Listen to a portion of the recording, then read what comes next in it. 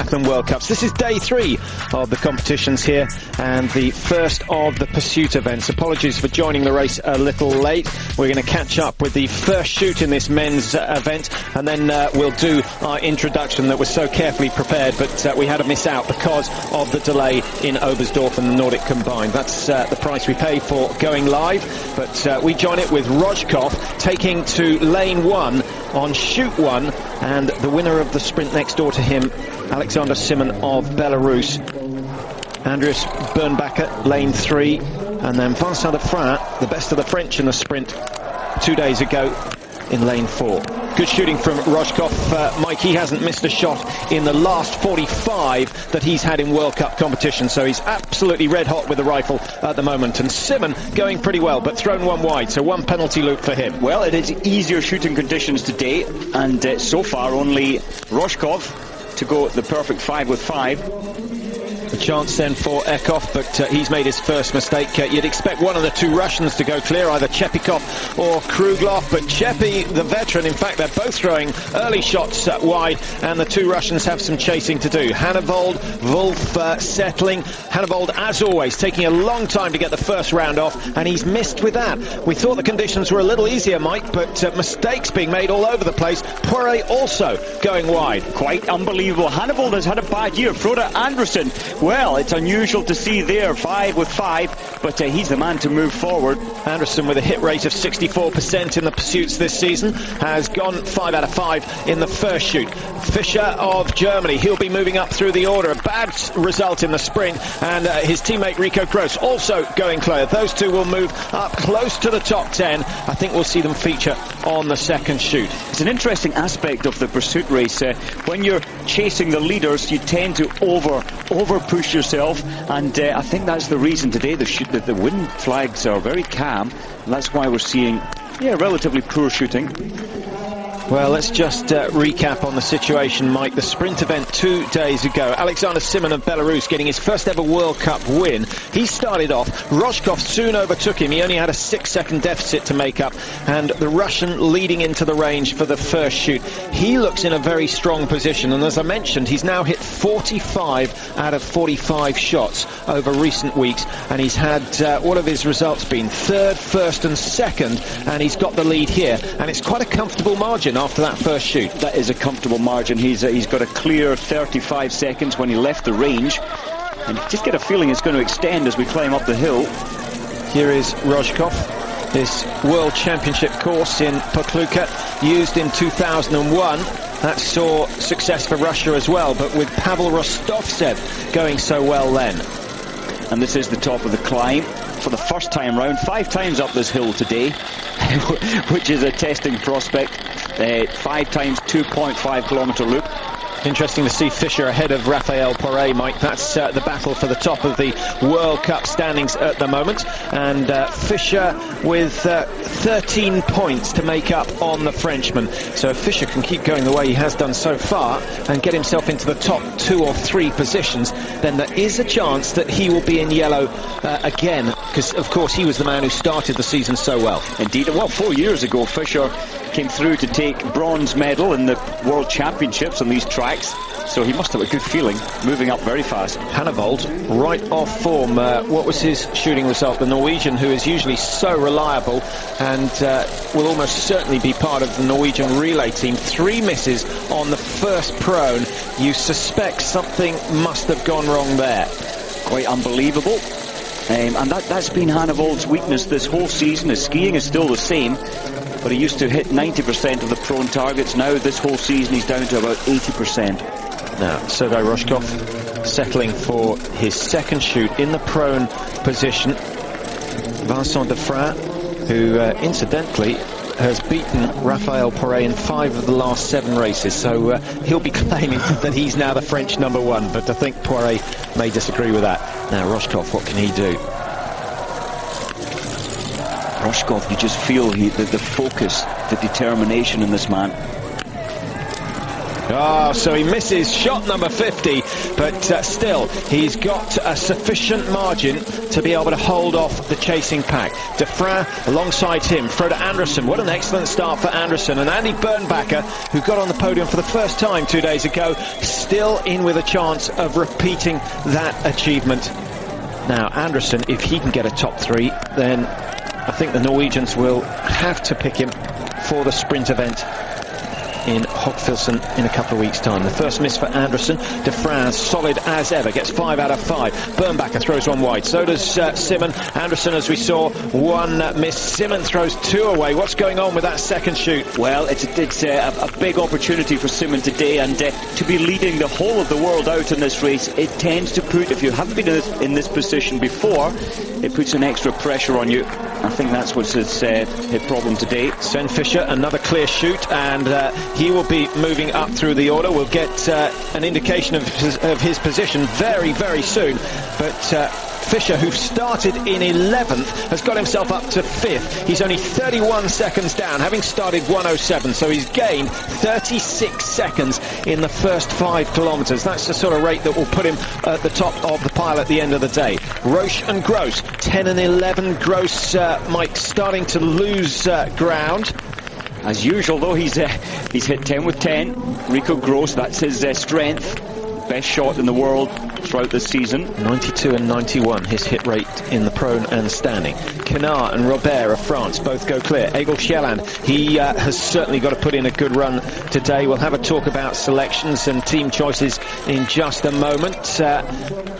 Further down, Wolfgang Rottmann, usually so strong with a prone, misses 1, but not as bad as Valiulin, who's racing for Belarus now. 3 misses for him. Chewed off the run, young Russian, 1 miss. But at the lead, here is Sergei Rozhkov, and well, 1 penalty paid, and Vincent Defrain is right back on his tail. Well, and Defrain appears as if he's on a mission to catch him up, and if he does, that will make life that little bit easier. You can draft down the long hill before the range. What about skiing style of Defrain? Do you see a Poiré in there somewhere? Oh, definitely. All the French, look at the steepness of this hill. All the French have modelled their technique of Poiré, and quite right too. It's the mastery of ski technique. There we are, we can see it. Maybe not quite as dynamic and aggressive at this point, but that's his race form.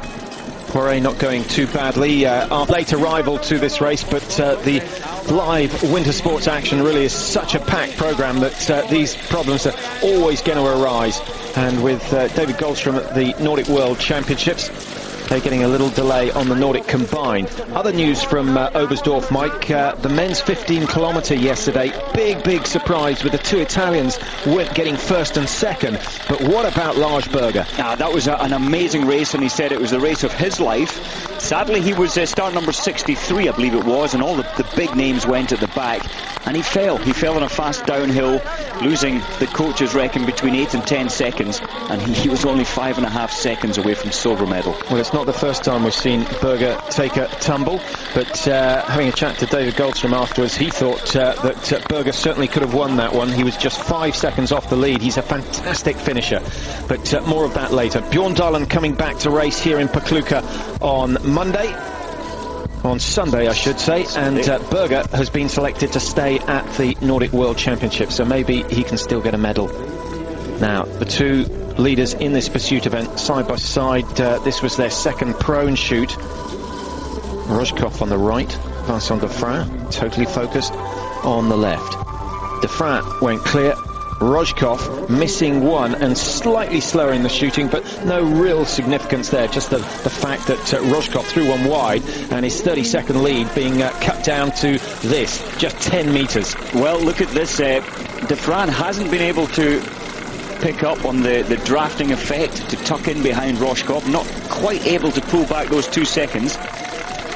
But Defrain looks very comfortable. So in come the 2 leaders approaching the range for their first standing shoot. We could see things change here. Rozhkov recently has been in the better form standing wise, but Vincent Defrain, if his confidence is high, which it should be after Thursday's result, then I think we could see Vincent Defrain come through. Number 59, that's Bonaldi. He's about to be lapped. Might just make it into in fact, he comes around a little bit further before going into the range. Nice, easy. Rojkov really easing off, and that's allowed Defrain to close down. That's an advantage to the Frenchman, who will get a slightly easier ride into the range. This is the chasing group, and my goodness, does it contain some of the world stars. Anderson is in there, Poiré is in there, Sven Fischer in that chasing group as well. Stian Eckhoff having another good run, Mike, 1-0 on the range so far, and surely if he can get the top 5, the Norwegian selectors will have to reconsider his position for the sprint event in the World Championships. Indeed, they cannot ignore a great performance like this. 41 seconds only separating the top 10. Now, first standing shoot, and Defrain and Rojkov certainly not on their own.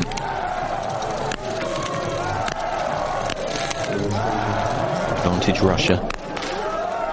Oh, they throw one wide at exactly the same time. I get the feeling that Rojkov's miss put Defrain off, so he's got one loop to do, and Vincent has 2. Frode Andersen missing his first 2 of the first 3 in the standing position. No change there. Poiré throwing one wide as well, and a chance for Stian Eckhoff to take the lead. 5 out of 5 for the Norwegian, and he goes through along with Krugloff and Chepikov and Fischer. It's all change at the front in the men's pursuit. Sensational stuff. Mistakes from the 2 leaders so common, because that's where the real pressure is. But look at that group of 4 going out. I think they'll all be disappointed to see that the others aren't turning right onto the loop. Great stuff. It is. This is what makes the pursuit so exciting. And unfortunately, Frode Andersen has turned right for 3 penalty loops. He was setting the pace. His ski form is the best.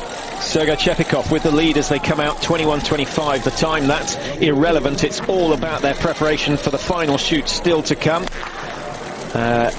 Andy Bernbacher has done well, Mike. He's only 15.6 off the pace, having had a poor start to this race with 2 misses in the first 2 prone, but he's gone clear on the standing, so still he's got a chance of finishing on the podium for the second race in succession. Poiré in there with the leaders. He's 21 seconds down, but I think he'll still fancy his chances, because the last shoot really is his forte. Indeed. Well, looking at his performance in the 10 kilometre, he spent so much time in the stand shoot that it really did place him higher than his actual 9th on paper, and I felt he could win today. And 21 seconds, it's nothing. Poiré can still win this race.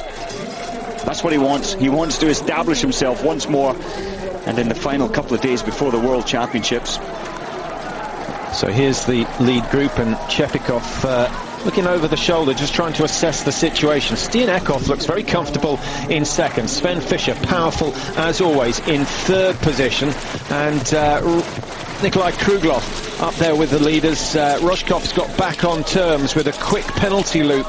Mike, he's just a little further back, but it is actually Krugloff wearing number 6. It is Krugloff. And looks like Chepikov doesn't really want to be leading this, but he has to go with it. He would lose more time than pulling over to the side to let another athlete pass. So a lead group of 5 here in Pokljuka. Just 1 shoot to go. That's coming up right after this break. And, well, who's your choice for a winner out of this leading group? Maybe someone else will come up from behind. Rojkov getting closer and closer to the leaders, only 6.1 seconds down at the last checkpoint, and he looks to have closed down on the leaders again. There he is at the back of this group. Sergei Chepikov has done Rojkov a favour, Mike, by controlling the pace at the front. He has, but he's giving Poiré the opportunity. Look at Poiré, and he'll take any opportunity. He is closing the gap. It was 21. Going to be a little bit less than 21 now. Well, he's just blasting past Andy Bernbacher at the moment, but Poiré, how much energy is he expending? What's the work rate going to be like when he comes into the range? I think the one noticeable thing about this course here in Pokljuka, that long descent really does give you an opportunity to bring the pulse down to around 120, maybe even 110, and then just put in some nice easy work on the flats before you shoot. That is the big issue in this course. You really can push yourself over the limit on this climb. You still feel it when you get down onto the flats. You have to work into the range, although it is one of the easiest entries to any of the World Cup ranges that we see this season. So where's your money, Mike? I still feel good about Poiré. I think he had the fastest shoot time of 24 seconds in the previous visit, and he really is. He's focused. but then you've got Chepi, Eckhoff, Fischer. Yeah, I think we're looking at Fischer, who's such a good finisher. He won't give away 10 seconds to Poirot if he goes clear on the shoot, and one of those leaders surely has got to go clear. We've got 5 men in contention here. Rojkov having his worst shooting day for the last 3 weeks. Maybe that will continue. Maybe he'll pull himself together as we prepare for the last shoot. Chepikov has been working hard. He's not as quick as most of these men now. He's a solid performer, very consistent, but I think Chepi might have just overdone it. What about Krugloff? He could come through. Well, we know Krugloff's shooting is one of the best. He has missed one on this first prone, but 0-0 after that. Looking further down, the only other athlete, Sven Fischer, hit the perfect 15 out of 15. Issa from Japan, 13th position. Delighted to see that, another flag, and the Japanese up there in the top 15.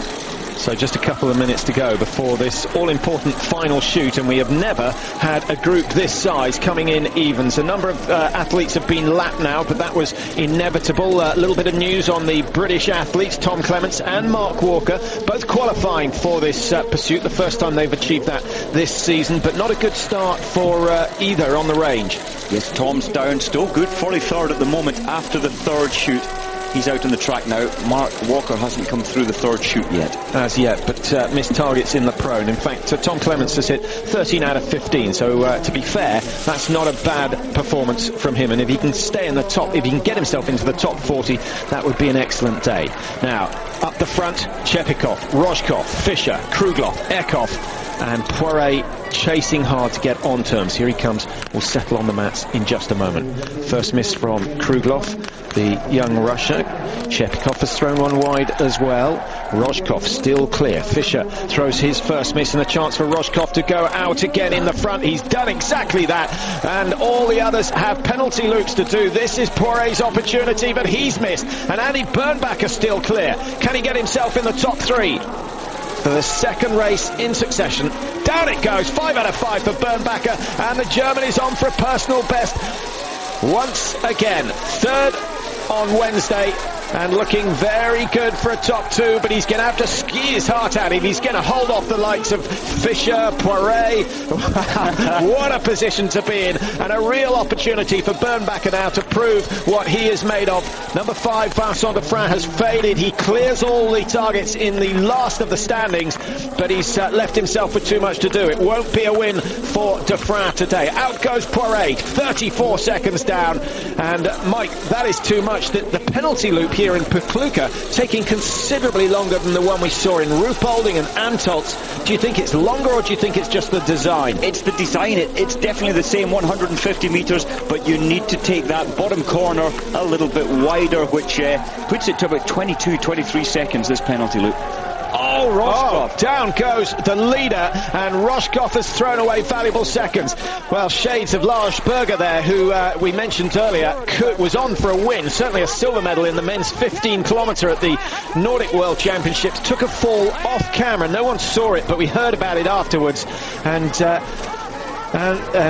Berger missing out on the opportunity to win. Well, that's going to unsettle Rojkov. Yeah, the last thing you want to do is put your ski poles in between your skis, trip up. He had 14 seconds on Bernbacher. I think it's down to about 9 seconds now. Or less. Bernbacher skiing well. He will have seen that. He was in the background, and Bernbacher isn't assured a top 2 position, because on his tail, and coming through very fast indeed, is Nikolai Krugloff, wearing number 6. So we could see another good result from Krugloff. Nine times he's been in the top 4, never won, but I don't think he's got the legs to catch Rojkov here. It doesn't look that way, but Bernbacher and Krugloff, both very young, 23-year-old each, to be doing so well here today in Pokljuka. Less than 1,500 metres to go now until the finish. Interesting emails coming in, Mike. One in particular from Kate Emerson, who's a runner, saying how on earth do they manage to keep this work rate going throughout the season, and why don't they taper for the World Championships? What would you say about that? I agree very much so. There's only now 14 days to the World Championships. They've had these 3 incredible weeks of racing, and there's very limited time pull your form back down, build a base again, and then do your interval work. But they will cut down on some of the interval work to try and bring the form up for the World Championships. But I think one of the factors is that with skiing you don't get all the micro trauma in the muscles that you get with running. You don't get stiff legs after a race. The lats and the triceps, the muscles that you use for the double poling, they sometimes suffer if it's an icy course. But on the whole, it's a smooth action, and the body can recover a little quicker. I think you're right there. It's an overall body workout, stomach, back, arms, as you say, which takes a lot of the stress away from your legs when you compare it to running. And glycogen levels, do you think they get depleted? Not if the diet's good. The races aren't really that long. And not really. You're storing 2,000 carbs in your muscles. You have energy stored in your muscles each day, so you are depleting them on a daily basis. But look at this hill. Kruglov is catching Bernbacher, and Poiré is desperate to catch both of them. Rojkov still with the lead despite that fall. Bernbacher has lost about 7-8 metres to Nikolai Kruglov, who's turning it on now. Kruglov senses that this is his opportunity to get his first ever win. I'm sure his dad is watching this. Anatoly, who of course is a double Olympic champion, he'll be so proud to see his son moving up into second place. Great bit of skiing from the youngster, and now he's on the scent of Rojkov. 3.4 seconds. Well, what was the difference as they came out of the range? It's been a fantastic ski from Kruglov to overtake Bernbacher, and pressure now on the leader. 18 seconds he was behind. He's made up 15 already, but he knows he's got to catch him before the top of the hill. Poiré, 33 down, now 19. He's making advances and now threatening Berger's podium position. Sven Fischer, well, I was wrong. He cannot stay with the Frenchman on this last loop, and Vincent de Fran might a poor start, but he's recovered well. He's made an amazing comeback, largely to his good shooting on the last shoot. Fischer's skis are the best on the downhill on the previous loop, so he may well catch up to Poiré. Ekhoff, not a bad run in the top 10. Just quickly before we have the finale, Mike, who would you put in the Norwegian team for the sprint event? Which four? For the World Champs, Ole Einar Bjørndalen, I would put Ekhoff, Hannevold and Andresen. And Anderson, not Berger. Not Berger. Anderson's had 3 second places this season in the sprint, so I would, Norwegians want medals, and he is capable of getting medals. Well, on his good day. Exactly, that's my point. I would put Bjørndalen, Berger and Anderson, because one of those two surely will go well. That increases your chances of getting golds and silvers, and then it's a choice between Hannevold, Hjelland and Ekhoff. Well, back to the race, and all the action down the bottom. Looks as though Rojkov has been overtaken. He has been overtaken, and coming through Nikolai Kruglov, who flew up the hill. Somehow he's recovered on the downhill, and he's got a lead of 20 metres or so over Rojkov, who's now in trouble from Bernbacher, who's finishing well.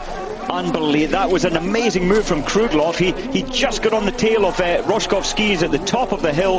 His skis are gliding a little bit better, but what a focus, what a push he's putting into the last 500-600 metres. Well, if any man deserves a victory this season, it is Nikolai Kruglov. Started the season brilliantly. He had a couple of bad results mid-season, but he put that down to ski preparation, saying he just hadn't learned how to cope and prepare for the artificial snow. But what a run he's had here. 17 seconds down when he left the range for the last time. He's blasted that last 2.5 kilometre loop, and Nikolai Kruglov has got the first of what we think is going to be many wins in the World Cup. Rojkov in second again. He's having a tremendous run of form. He'll hold on to 4th place in the World Cup standings, and Andy Bernbacher 3rd for the 2nd race in succession. And the Germans, they have another star.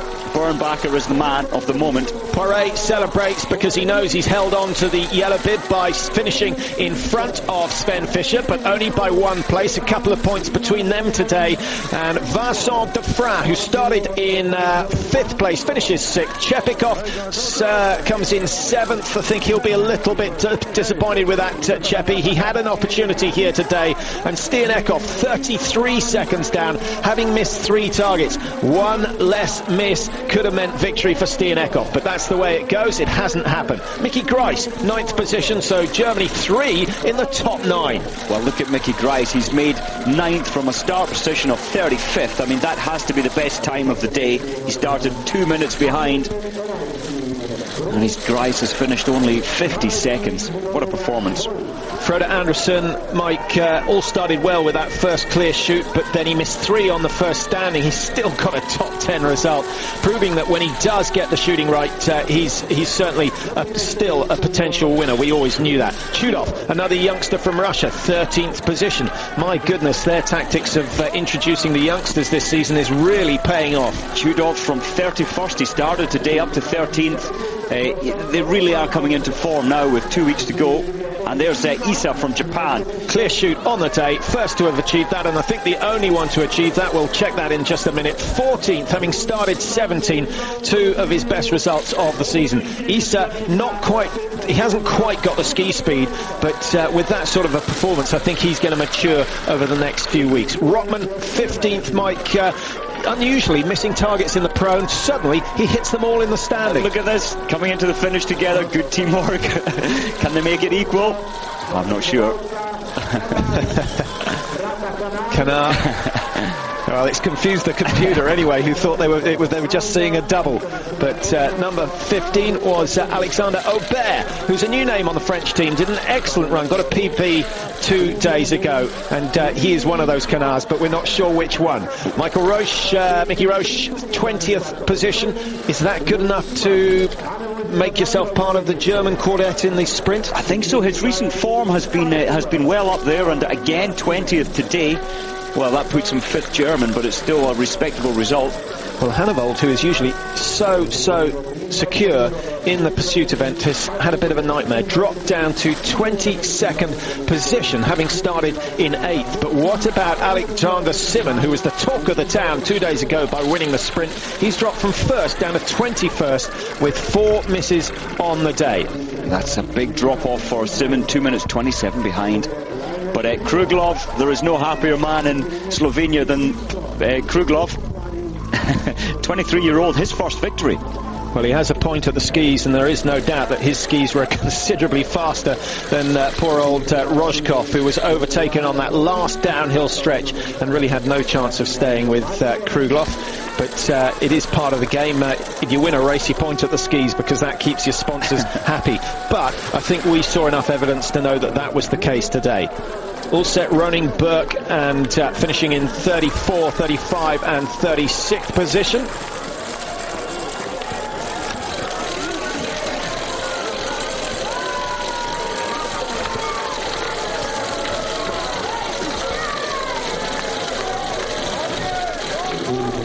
So a very cute finish by 2 of the French competitors, Canard and Aubert. They came across the line together, but way down off the pace set by the number 1 today, Nikolai Kruglov of Russia. The winning time today, 34 minutes, 29 seconds. Mike and I had a little wager on what the winning time would be. Well, I think you're closer actually, Patrick. Go on. For a change.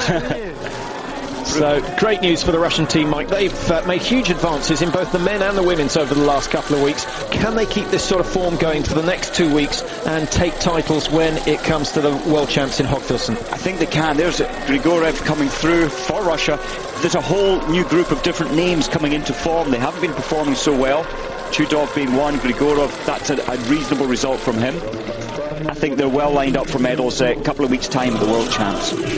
Well, so that's just completed our coverage from Pokljuka for today. Sorry it was so brief and that we had a late arrival, but I hope it didn't ruin your enjoyment of the event here. Great day for the Russians, with Nikolai Kruglov taking the win ahead of Rozhkov of Russia and Andy Bernbacher of Germany in 3rd. So, Mike, quick conclusion, man of the day. Yeah, Kruglov, for me, the man of the day. The 23-year-old, he's taken his first victory today, and the future's very bright for him. OK, so that's the end of the men's pursuit. Fast and furious. We've got the same coming up tomorrow, the women's pursuit, starting a little later, 14:15 local time, so that's 1:15 if you're watching in the UK. Hope you join us for that, but for now...